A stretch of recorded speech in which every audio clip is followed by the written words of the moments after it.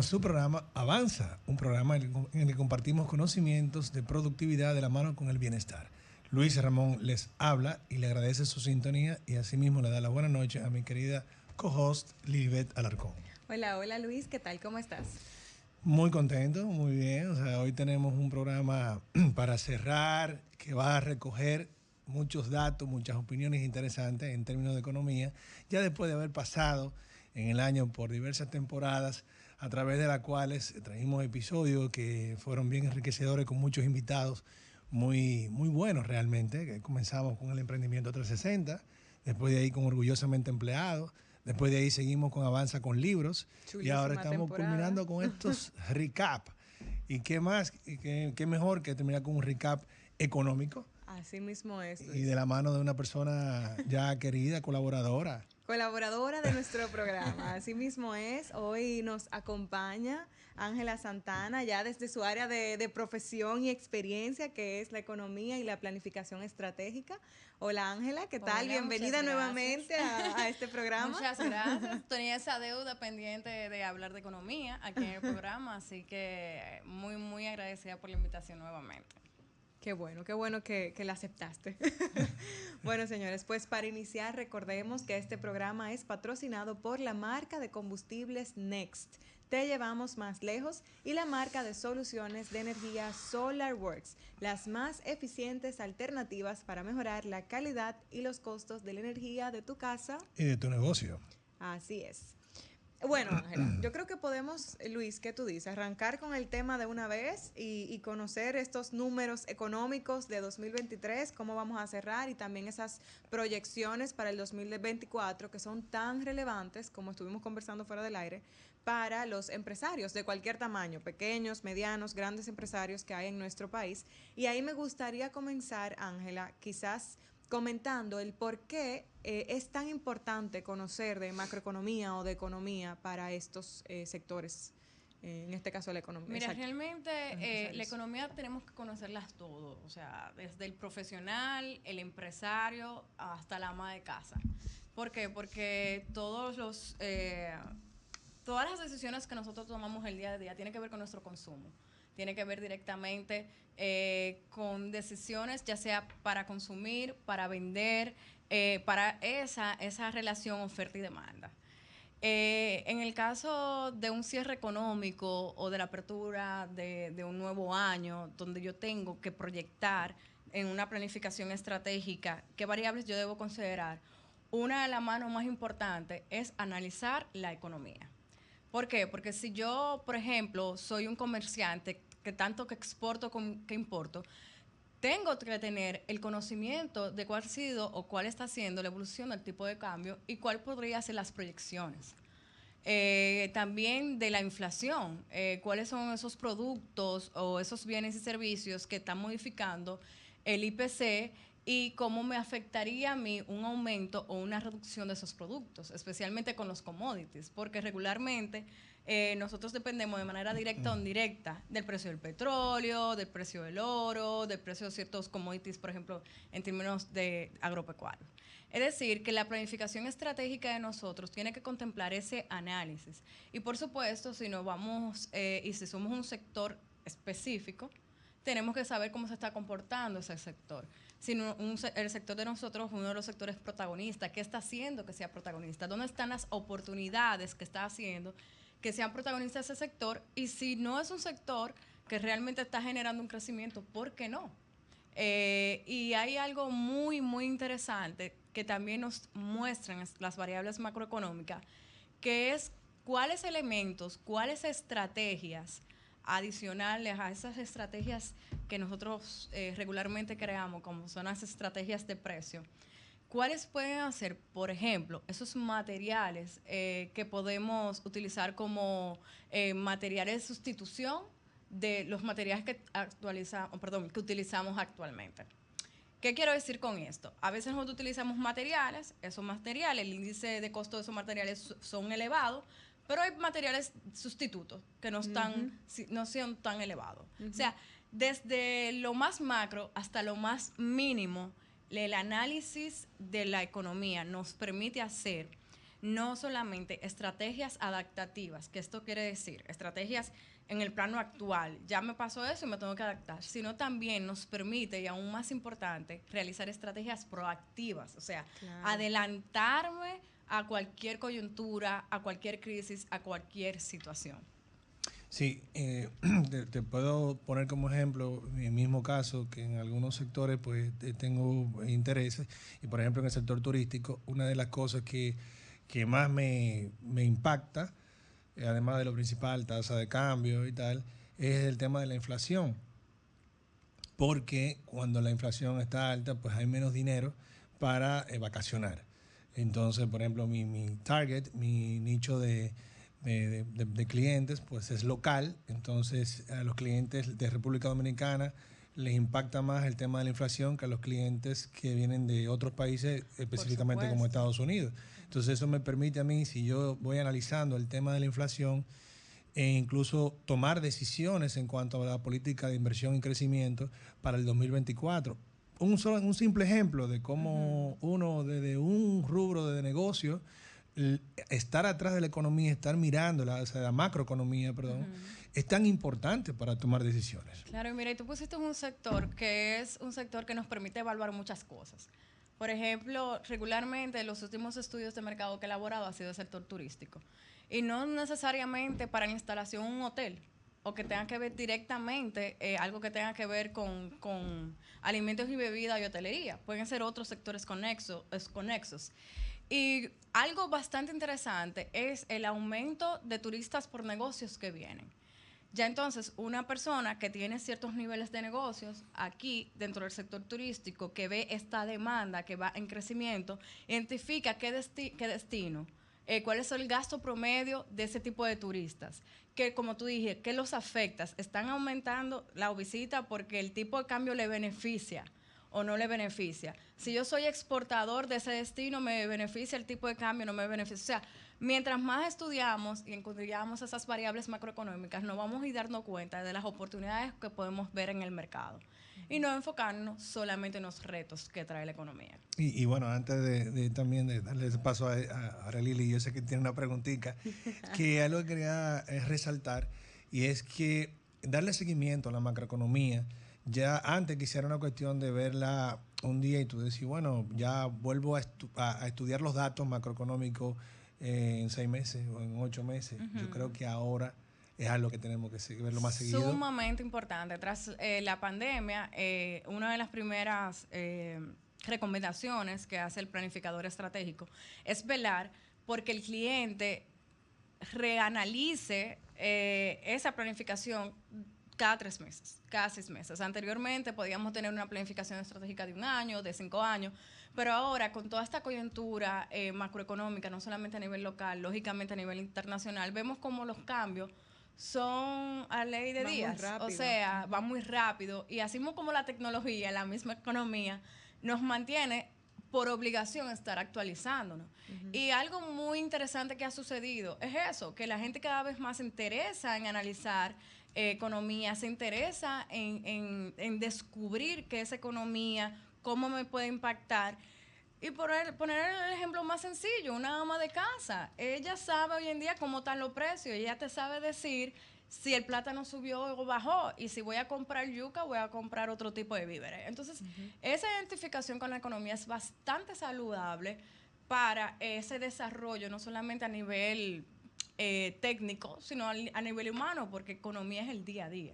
La distribución de los recursos. ¿Qué fuente tú le recomiendas a una persona que a diario, o sea, quisiera darle una repasadita a los datos más importantes de economía? Bueno, el Banco Central la verdad es que tiene una estadística y una organización estadística bastante legible en las mismas redes del Banco Central, en la página web. También el Ministerio de Economía saca un informe bastante neutral donde tiene todas esas informaciones, tanto de política monetaria, de políticas fiscales, de todo lo que es el mercado de valores. También tenemos informaciones como más de micro, la ONE también estadísticamente. Dependiendo qué es lo que tú quieras averiguar, va a haber una fuente, pero hay muchos periódicos también que se han dado la tarea de publicar con un lenguaje llano, que ese es el que necesitamos, la mayor parte de la población es el que necesita, cómo esto impacta, en qué sector está impactando, cómo andan los precios y ese tipo de información. Y bueno, es relevante, Ángela, como mencionabas, conocer esa proyección de cómo se visualiza el 2024, pero también es importante que veamos qué sucedió en 2023, o sea, qué caracterizó la economía de nuestro país principalmente en el año 2023. Pero antes de entrar por ahí, vamos a irnos a una pausa comercial y regresamos con esa pregunta. Regresamos a su programa Avanza, hoy conversando con Ángela Santana sobre la economía y números económicos que han caracterizado tanto 2023 como también las proyecciones para el 2024. Entonces, Ángela, nos quedábamos antes de ir a la pausa en qué fue lo que caracterizó económicamente el 2023. Mira, posterior a la pandemia, que tuvimos una crisis sanitaria que provoca como efecto spillover una crisis económica, o sea, como efecto dominó, y una crisis lógicamente financiera a nivel mundial, también vimos crisis políticas, de poder político, por ejemplo, la situación de Rusia contra Ucrania, y también vimos crisis sociales, y América Latina mostró bastantes ejemplos. Y eso es lo que se denominó la policrisis. Fue el conjunto de distintas crisis que se desarrollaron y se ejecutaron en el mismo momento y que produce de por sí una crisis aún mayor o agudizar la crisis que provenía del COVID. En el 2023, según los expertos y la literatura, inclusive el Fondo Monetario Internacional lo ha venido diciendo, se caracterizó aún más por la fragmentación geopolítica. ¿Qué significa eso? Que bloques económicos, países con ciertos niveles comerciales se dividen. Entonces, cuando estamos en una crisis, una de las estrategias más importantes es la cooperación entre naciones. Y al haber tanta fragmentación geopolítica, eso es lo que hace que reduce el tiempo de la recuperación de la economía a nivel mundial. Porque el tomar decisiones ya es más arriesgado, ya es más es letal, ya hay que realmente pasar un proceso de encadenamiento o de toma de decisiones, es decir, de negociación, porque hay disrupciones en el mercado. Y eso lo vemos actualmente, por ejemplo, con lo de Gaza e Israel. Cómo una decisión política impacta una decisión económica. Para poner un ejemplo que se está diciendo en estos últimos días, navieras importantes que representan inclusive hasta el 12% del comercio que se transporta a nivel mundial, están tomando una nueva estrategia de transporte para evitar pasar por un río cerca de Israel donde hay una inseguridad. Entonces todo eso hace que ese tipo de producto o se traslade con mayor tiempo, lo que aumenta el precio, pudiera aumentar el petróleo y se vuelve cada día como más confuso salir de ese nudo económico. Entonces el 2023 se caracterizó mucho por eso. Y es un llamado que hacen los organismos internacionales de que tratemos de buscar la cooperación en vez de en momentos de crisis buscar esas divisiones. Okay. Esos fueron uno de los aspectos entonces más relevantes de 2023. Del 2023. Porque realmente el 2023, aunque entendíamos que íbamos a salir de la crisis, y ha sido así para muchos países, de la crisis provocada por el COVID y provocada, como dije anteriormente, por las distintas crisis financieras y políticas y demás. Entonces estas fragmentaciones lo que hace que lo vuelve más lento el proceso de recuperación, porque es más complicado entonces esa cooperación comercial, ese equilibrio oferta y demanda. Mientras tú crees que vas a llegar al equilibrio, pasa una situación política en algún destino que es productor de un commodity, entonces es echar para atrás el proceso. Y se ha caracterizado. Como dije, y realmente comenzar a mencionar todos los choques externos, la realidad es que tuvimos una coyuntura internacional un poco agudizante. El Fondo Monetario Internacional, en sus últimas proyecciones de octubre, proyecta para el cierre de este año que nosotros vamos a tener el mundo va a tener un crecimiento de un 3% y de cara al 2024 de un 2.9%. ¿Eso es bueno, eso es malo? Sí, porque Va en a ser- economía como que no se sabe, no está muy claro. va a ser, lógicamente, va a ser una tasa de crecimiento por debajo del histórico. En el caso, por ejemplo, de los Estados Unidos, existe en el último trimestre del año, hubo un crecimiento del tercer trimestre de 5.2, lo que ha venido a recuperar la tasa de crecimiento de Estados Unidos. Ellos proyectan que van a cerrar el año con 2.1% y 1.5% en 2024. ¿Qué ha pasado con Estados Unidos? Que a pesar de que aún permanece la inflación por encima de su meta, que es 0 a 2, está en 3 puntos y algo la inflación, ha aumentado el gasto del consumo y también ha aumentado el gasto de inversión de inventario y otros elementos que ha permitido la recuperación. Asimismo, la tasa de desempleo ha venido cayendo, que eso nos conviene a nosotros porque hay una gran diáspora dominicana y latina en Estados Unidos. En el caso, por ejemplo, de América Latina, proyectan un cierre de un 2%, ese es el caso del Fondo Monetario Internacional, y otro organismo que el Forecast proyecta de un 2.2%.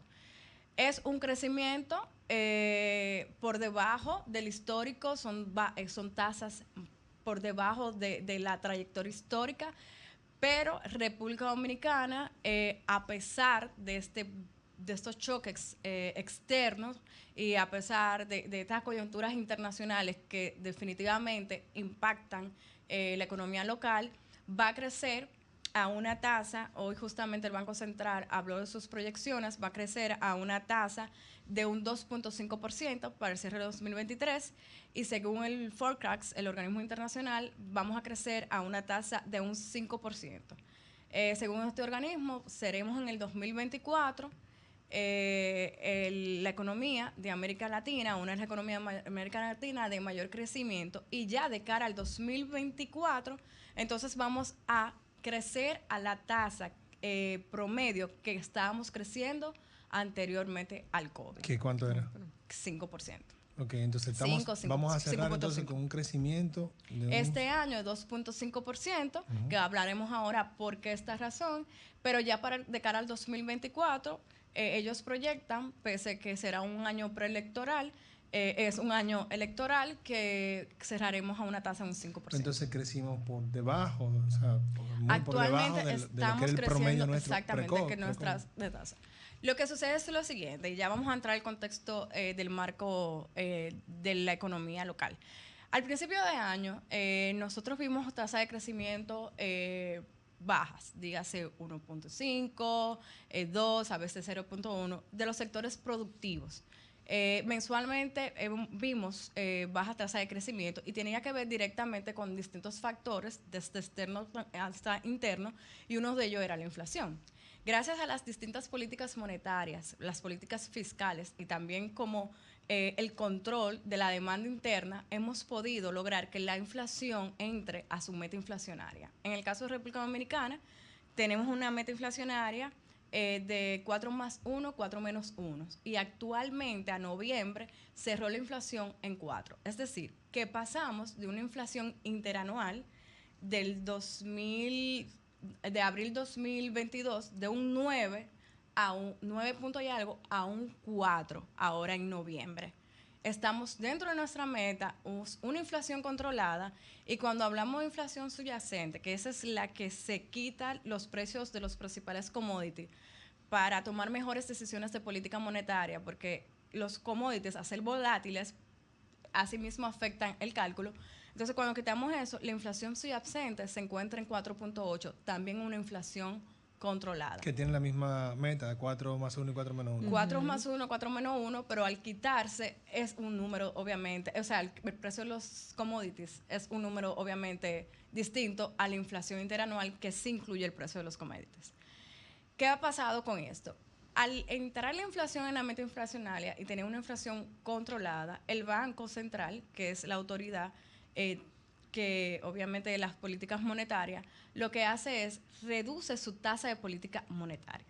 La tasa de política monetaria es el instrumento que utiliza el Banco Central para, de una forma u otra, manejar las tasas de intereses. Al reducir la tasa de política monetaria, ralentiza la tasa de interés, la mantiene en un, vamos a decirte, en un porcentaje bajo, pero obviamente no bajo como antes del COVID, sino que estable. Y esto ha permitido, obviamente, con otro tipo de políticas expansivas, como la liberación de encaje legal y la liberación de otros tipos de herramientas monetarias, que exista liquidez a algunos casos para entidades financieras provean préstamos, y los préstamos han venido aumentando casi un 19% en comparación con el año anterior. Y si tú me dices, ¿cuáles serían los sectores que se han visto beneficiados o que han ido a buscar préstamos? La mayoría de los sectores. Construcción, agropecuaria, inclusive consumo. Y el mismo, inclusive los otros días, con el efecto del impacto climático, volvieron también a liberar para poder el sector agropecuario poder tener ese tipo de liquidez a tasas atractivas para poder recuperarse. Porque la realidad es que, como ya tenemos la tasa de inflación controlada, lo que hacemos ahora es que generamos que las personas tengan liquidez en el mercado para volver a reestructurar la economía. ¿Qué ha hecho este comportamiento, obviamente, en conjunto con otras variables que iremos analizando? Este comportamiento de esa tasa que teníamos al principio de año de 1.5, ya para el día de hoy estamos creciendo a tasa superior de 4.1%. Es la tasa de crecimiento más alta que ha habido en el año, posterior a la de octubre, que fue un 3.6%, manteniendo una inflación dentro de su meta inflacionaria y un tipo de cambio estable de un 57%. O sea que hay algo que yo he notado mucho, y es que antes la persona, tú le decías, está tal negocio, ¿qué te parece? Y mucha gente te decía, bueno, cuando yo llegue a tener el capital para poder hacer el negocio, yo lo hago. Hoy en día veo muchas personas que ya no, el problema no es el capital, aunque sigue siendo caro para la República Dominicana, pero mejor vamos a ver si realmente el negocio puede ser bueno. Ya ahí vienen los planes de estudio de mercado, todo lo demás, la fortaleza que tengan los accionistas, todo. Ahora, eso es más importante que decir, vamos a hacerle buscar el dinero, o sea, tengo o no tengo el dinero, tengo que esperar tenerlo. Y eso es gracias, a que lo has mencionado en este momento, a que las tasas, pues, no están mal, siguen estando altas comparativamente quizá con los países más desarrollados, pero ya permiten que se pueda realmente hacer negocio cada vez más, y eso impulsar ese crecimiento del que estamos hablando. Claro. Esto es bastante bueno. Y en algunos momentos ha habido tasas atractivas, o sea, de un 9%, dependiendo obviamente el tipo de préstamo. El tipo de préstamo, exactamente, que si es hipotecario, si es comercial, tienen tasas diversas, pero la realidad es que las tasas se han mantenido dentro de un rango bastante saludable.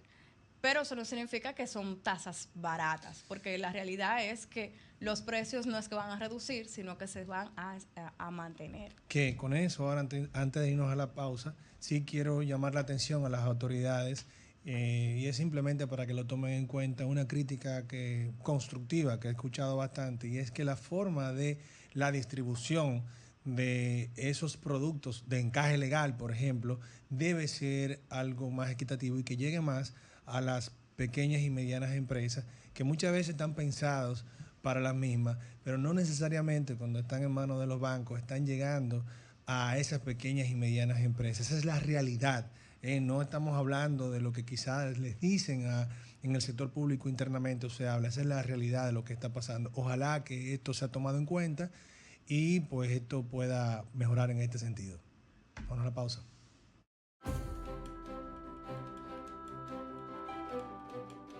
Su programa avanza hoy conversando con Ángela Santana sobre los números económicos de nuestro país del año 2023 y las proyecciones para el 2024. Entonces, Ángela, ahí nos comentabas un poquito fuera del aire sobre la importancia de los generadores de divisas en nuestro país. Cuéntanos un poquito sobre esto. Sí, mira, así como comenté en la sesión anterior, ha habido varios elementos que han permitido ese impulso a nivel económico, y uno de esos es las reservas internacionales que tiene República Dominicana actualmente. Las reservas internacionales se encuentran actualmente por encima de los 15.000 millones de dólares, incluso por encima de la métrica que el Fondo Monetario Internacional nos recomienda. Esto equivale a un 12.5% del Producto Interno Bruto y aproximadamente casi a 6 meses de importación. Realmente, ¿cuáles son esos elementos, o mejor dicho, esos sectores que permiten que nuestras reservas sean bastante buenas, sobre todo para la estabilización del tipo de cambio? Eso es el turismo. Hoy mismo celebramos esa entrada del turista número 10 millones en el año. Ya tenemos la turista. Sí. La verdad es histórico. Es algo que todos los dominicanos deberíamos estar orgullosos. Realmente estamos por debajo de México y no nos podemos comparar a México. Y es algo bastante importante, porque no solamente en términos de ingresos, sino de divisas, sino también en términos de posicionamiento a nivel internacional. Otro generador de divisas es las remesas. Realmente las remesas históricamente han sido un generador de divisa importante. Tenemos una diáspora muy buena, muy rica, especialmente en Estados Unidos. O sea, que si la tasa de desempleo en Estados Unidos de desempleo disminuye, exacto, entonces nos conviene, porque el dominicano siempre ha sido bastante asiduo al envío de sus remesas a sus familiares, a pesar del tiempo de COVID. Otro elemento muy importante ha sido las inversiones. Durante 2022, las inversiones crecieron un 30%. Y en lo que va de año, para el primer semestre, había crecido un 3.4%. Y cuando vemos el pastel de inversiones, vemos cómo el 50% representa inversiones de turismo y energía. Y especialmente energía tenemos que destacarlo, de que turismo es algo más tradicional por los hoteles y demás, pero también la energía ha tenido. Y esto también se traduce en turismo porque vemos la entrada de turistas por negocio. Es algo bastante interesante y que yo he seguido en estos últimos tiempos, porque es realmente bastante atractivo ver cómo un conjunto de inversionistas estaban viniendo a hacer negocios de todo tipo. El turismo, quiero hacer un paréntesis. Yo he notado que el turismo inmobiliario ha aportado bastante a esa estadística de turismo. Sí, así mismo como otras emisiones del mercado internacional han generado esas divisas. La verdad es que ha sido un sector clave para el crecimiento económico y para la estabilidad. Y las calificadoras de riesgo no solamente nos han dado estas buenas notas y han aumentado nuestro ranking por la estabilidad macroeconómica, sino por que a pesar de una economía a nivel mundial desafiante, estamos mostrando muchas variables macroeconómicas de seguridad para nuestros inversionistas. Lógicamente, ellas también, que lo hablaremos más adelante, nos dan nuestros puntos de mejora, que ya sea la deuda, que ya sea la institucionalidad y eso, pero hay un indicador que los economistas medimos, se llama el ENVI, que mide básicamente riesgo país, y nosotros estamos por debajo del promedio. O sea, ese indicador a la baja es positivo y estamos por debajo del promedio de América Latina. Realmente los inversionistas sienten que tenemos una economía muy saludable y atractiva para la inversión hoy en día, más que todo porque estamos en un proceso de ser el hub turístico, de hub de inversión del Caribe. Entonces, ¿cuáles tú dirías que fueron esos sectores como los protagonistas del 2023? Turismo definitivamente uno de ellos. Turismo ha crecido a una tasa aproximadamente de un 12%. Ya lo hemos hablado bastante, entrada de ingresos, entrada de divisa, la diversificación del turismo. No vemos solamente un turismo tradicional, sino vemos un turismo diversificado, posicionamiento internacional y demás. Otro sector que se ha venido recuperando, sobre todo en los últimos meses, ha sido el sector construcción, que se vio bastante debilitado posterior al COVID, sobre todo por el aumento de los materiales de construcción. Hemos visto realmente que, gracias a Dios, se ha venido recuperando, y cuando digo gracias a Dios, porque es un sector clave para la economía dominicana. Anteriormente del COVID, el sector construcción crecía a una tasa promedio anual de un 10%. Y obviamente después se desploma. Entonces está creciendo a una tasa de un 5%. Otro sector interesante y realmente protagonista ha sido el sector financiero. en el rango de los sectores clave, creciendo una tasa de un 7%, y tiene que ver, aparte de todo, con esas facilidades de préstamo, tasa interesante, tiene que ver con el mismo aprovechamiento de los sectores productivos de buscar préstamo, esa relación de políticas monetarias con las entidades financieras, tiene que ver también con todo lo que tenga que ver, señores. Este año fuimos pioneros en el mercado de valores de muchos elementos que no habíamos vivido anteriormente, que la emisión de la oferta de valores, el primer banco, la primera institución financiera en emitir una oferta pública a través de la Bolsa de Valores. Son cosas históricas que República Dominicana no había vivido. Y que todo eso también le genera a los inversionistas cierto nivel de confianza de que nos estamos desarrollando hacia ese mercado. Y un sector que te puedo decir, como estábamos hablando otras cámaras, un sector para mí que ha venido trabajando fuerte y que representa una oportunidad importante ante un hub de inversión es logística y transporte. Lo podemos decir que puede ser emergente ante los... Yo realmente pudiera ser, pero a la vez no, porque realmente ha habido muchos esfuerzos para el desarrollo y el crecimiento del sector. Lo que pasa es que hoy en día ya escuchamos hablar de que República Dominicana se ve bajo estrategias de nearshoring, de friendshoring, frente a inversionistas. Los inversionistas están viendo República Dominicana como su lugar de destino para ensamblar ciertos productos y poder exportarlo a su socio comercial más cercano. Y anteriormente se escuchaba hablar en América Latina solo de México. Ya hay varios países que están analizando República Dominicana y de una forma u otra ya hay varios que están haciendo ese tipo de estrategia comercial aquí en República Dominicana. Súper bien. Qué bueno que estamos tan diversificados, ¿eh? Sí. Y ahí en ese sentido, ¿cuáles tú crees que serían los que van a resaltar en el 2024? ¿Son los mismos? Mira, el sector construcción se va a mantener creciendo, especialmente porque ahora se ha generado se han generado mayores oportunidades en términos de inversión pública. Al inicio obviamente, de la administración nos enfocamos más en darle apoyo a políticas sociales, a políticas de subsidios y demás, pero ahora nos tenemos que concentrar más en inversión pública y también desde el sector privado. El sector turístico se va a mantener y luego de estos 10 millones tiene que ser sobrepasar esto, y también las estrategias del sector turístico y del sector construcción va a provocar un spillover dentro de la misma economía. ¿Por qué? Porque nosotros tenemos muchas zonas donde hay que construir, zonas donde hay turismo y zonas donde hay infraestructura que requieren esa logística, que estamos hablando del proyecto de Pedernales, que estamos hablando del proyecto de Manzanillo. Un sector también que ha crecido bastante, que casi un 10%, es el sector de salud. En términos, sí, de aumento de las ARS, pero también estamos viendo cómo el mismo sistema de las AFP están cambiando y se están flexibilizando. O sea, hay sectores que están tomando estrategias más proactivas, más innovadoras, más adaptadas a estos tiempos, a estas economías en vía de desarrollo, porque la idea es llegar a ser un país en desarrollo. Claro.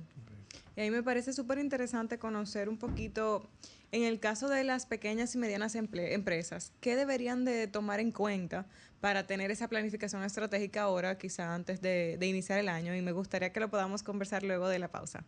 Vamos a una pausa y regresamos.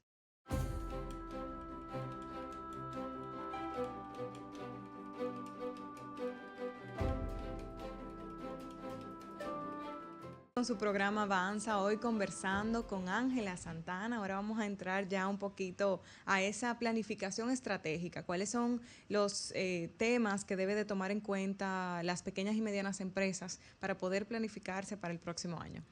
Mira, hay variables que podemos decir que son variables generales, que es muy interesante que ellos estén analizando.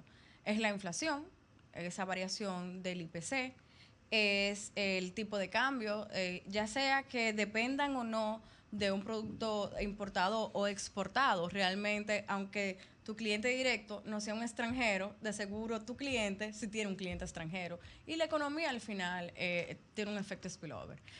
Otro elemento es la tasa de crecimiento. Cómo tú tienes que saber cómo está siendo una MIPYME, cómo está, si está creciendo, si está creciendo la economía. Y dependiendo los materiales que tú utilices, ya sea, por ejemplo, los alimentos y bebidas o materiales de construcción. Por ejemplo, si tú eres una constructora, es muy importante que tú tengas tus históricos de índice de costo de la vivienda, que esos son variables que, por ejemplo, maneja la ONE. ¿Por qué? Porque ahí tú vas a ver si tú puedes hacer hasta proyecciones si tienes los conocimientos y vas a ver si verdaderamente tú vas a la par y los precios para poder negociar los precios van a la par con el aumento o la baja de ese índice de costo. En el caso, por ejemplo, si tú eres exportador de un producto, pero ese país destino es un país que está saturada la demanda de ese producto, es interesante que evalúe otros destinos. Y lo hemos visto, inclusive con la que vamos a hablar más tarde de los retos, lo hemos visto con la situación que tenemos de Haití, que hemos evaluado otro destino de comerciales. Entonces, eso es una apertura, pero no solamente en términos de exportación, también en términos interior. Inclusive el Ministerio de Economía te da información hasta por zona geográfica en la República Dominicana. No sé si ustedes se fijan, el tráfico de nosotros representa de que todos queremos comprar y vender aquí en la capital. Pero hay muchas oportunidades fuera de la capital y es un momento, y siempre se lo digo a los clientes, de nosotros podemos evaluar otras zonas. Y hay zonas que tienen grandes potenciales. Entonces, esa evaluación de cómo andan esos indicadores por zonas geográficas también me puede permitir a mí por qué razón yo me concentro solamente en este nicho. Pueden haber muchísimas informaciones, lo importante es conocer en qué sector te encuentras, obviamente esas variables que son básicas, y también cuál variable o cuál indicador va a representar un impacto en el modelo tuyo. Porque, por ejemplo, puede ser consumo turístico, que no necesariamente tienes un hotel, pero tienes un restaurante o tienes una tienda de souvenir. ¿Qué tipo de turistas se encuentran en esa zona? ¿Qué tipo de turismo se ofrece en esa zona? Ese tipo de información te puede ayudar a generar estrategias basadas en ese nicho de mercado que se encuentra en esa particularidad. Es decir, estamos hablando desde un análisis macro a un análisis de segmento de mercado micro. Pero esas informaciones son clave para la estrategia de tu negocio. Lo importante aquí es también evaluar esa estrategia cada cierto tiempo. Volvemos al inicio de la conversación. No podemos ver esa estrategia hoy y ver en el año que pasó. De eso. Exactamente, ni guardar una gaveta, sino ir analizando esas estrategias cada 3 meses. Porque si hay un impacto, un aumento, una bajada en el tipo de cambio, puedo que estuviera aprovechando una oportunidad o todo lo contrario, que voy a aumentar mis gastos operativos. Entonces, tengo que ir analizando esos indicadores de manera regular. Y ahí que mencionabas esos retos y también las oportunidades que tendría el país para el 2024, ¿qué nos pudieras comentar sobre eso? Mira, para mí realmente un reto muy importante es la empleomanía informal. En la última estadística emitida públicamente, el 56% del total de ocupados son informales. Esto tiene, lógicamente, subcategorías. No solamente son los vendedores ambulantes de la calle, sino puede ser una señora que haga galletitas, que venda en redes sociales, pero no es formal. Nosotros, tanto desde el sector privado como del sector público y la misma sociedad, tenemos que concientizarnos la necesidad de la formalización. Un empleo digno y un empleo de calidad implica formalización. Y eso implica que un empleado tenga seguridad social y todos los demás oportunidades que pueda tener una persona. Y tenemos que velar por eso. Realmente la tasa de empleo informal es muy alta. Y eso implica que nosotros recaudemos menos, aparte de todo, en el sistema impositivo. Otro elemento que todo economista, todo experto está hablando actualmente es la necesidad de estudiar y analizar una reforma fiscal integral que vaya acorde con la realidad de República Dominicana. Tiene que ser una reforma que contemple diferentes actores, desde el sector público, sector privado, sociedad civil, y donde todos sobre la mesa alineemos. ¿Por qué? Porque no va a ser una reforma que solamente va a irse enfocada a aumento de impuestos, también a rediseños de presupuestos, a ampliar la base impositiva, a velar por sectores que lo necesitan, pero también quizás a eliminar ciertas excepciones que no son necesarias porque tuvieron su fin cuando la diseñaron. Realmente tenemos una deuda pública del sector financiero equivalente al 45% del PIB, y cuando le sumamos tenemos del sector no financiero, y cuando le sumamos al sector financiero aumenta un 60% del PIB. Claro está, esta deuda tiene que ver con el aumento del gasto corriente, que tiene que ver la mayoría de políticas sociales, de subsidios, tiene que ver con los pagos de intereses, tiene que ver con gastos del gobierno, por ejemplo, esos pagos a los policías, que si bien es cierto, son políticas que fueron buenas. Pero también tenemos que entender que tras la crisis muchos países aumentaron sus deudas, pero constantemente no podemos mantenernos con esa estrategia. Y si estamos en camino a un desarrollo, tenemos que tener la conciencia de que tenemos que entrar a tener una reforma fiscal integral, siendo todos los actores partícipes del desarrollo de lo mismo, y entiendo que la población ha ido flexibilizándose y concientizándose por la necesidad de la misma. Lo que pasa es que estamos entrando en un año electoral, pero es una necesidad básica. Sí, ahí quiero hacer una opinión y también pedirle algo a las autoridades que puedan vernos a nosotros. Y en cuanto al tema de la informalidad, entiendo que debemos hacer un esfuerzo de ser más creativos y buscar nuevos métodos para que los empleadores les sea menos costoso registrar a sus empleados, porque esa es una parte que también debemos de tocar. Hay una gran masa de trabajadores que pertenecen a negocios que pudieran formalizar a sus empleados, pero no lo hacen por el gran costo que implica. Y pueden decir, bueno, pero la seguridad no cuesta tanto, la seguridad social no cuesta tanto en comparación con otros lugares. Sí, pero bueno, hay también lugares en países desarrollados donde en definitiva un empleado formal no cuesta tanto. Entonces la decisión es mucho más fácil. Y no solamente en seguridad social, señores, el impuesto que se paga también. Usted mira, bueno, pero se paga el impuesto después de que pasa un umbral de salario.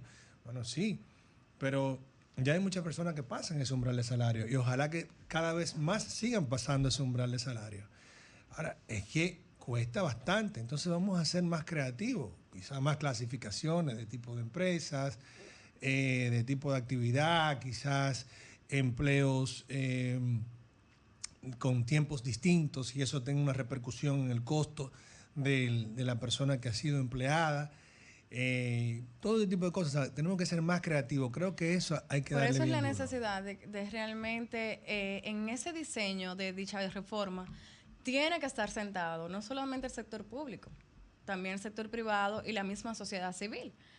Porque al final el consumidor es que dicen que termina pagando todo. O sea, debemos estar sentados todos y se debe analizar. Y una reforma, y se ha dicho varias veces, no implica necesariamente o únicamente el aumento de impuestos. Implica otros elementos, el rediseño de presupuesto, aumento de base, pero desde que existe la necesidad, existe. Y de que no nos vamos a quedar igual, no nos vamos a quedar igual. O sea, todos tenemos que sacrificar una parte, pero todos vamos a salir beneficiados, lógicamente, si se lleva de la forma más eficiente y más eficaz posible. Sí. Ángela, en cuanto a la parte de la reforma fiscal integral, yo creo que tenemos mucho tiempo escuchando que es necesario de los economistas como tú, y quizás muchos pudiéramos decir, si hace falta hay que hacerlo. el inconveniente, el problema de nosotros como dominicanos cuando decimos, ok, pero el dinero va a salir de nosotros, es decir, la fuerza productiva. Ahora, por otro lado, ¿cómo está el gasto público? La calidad del gasto público. Y ahí es donde cuando vemos que la calidad en varias ocasiones, no siempre, porque tengo que decir que este gobierno, yo entiendo que ha mejorado la calidad del gasto público, pero vemos en algunas áreas la calidad del gasto público ahí no está bien. Eso nos desmotiva muchísimo a nosotros a apoyar una reforma fiscal integral. Decimos, pero ¿por qué todo tiene que salir de aquí? O sea, que tenemos que mejorar la calidad del gasto público. En estos días, por decirte algo de tantas cosas que a uno le pueden llamar la atención, y es que vi a un funcionario, me voy a reservar el nombre, porque no quiero tampoco hacer daño a absolutamente a nadie, pero sí que lo que uno diga sea para mejora, que dijo, mire, le voy a mandar un mensaje a la juventud, este puesto que yo tengo, que es un puesto importante, ha sido a base de mucho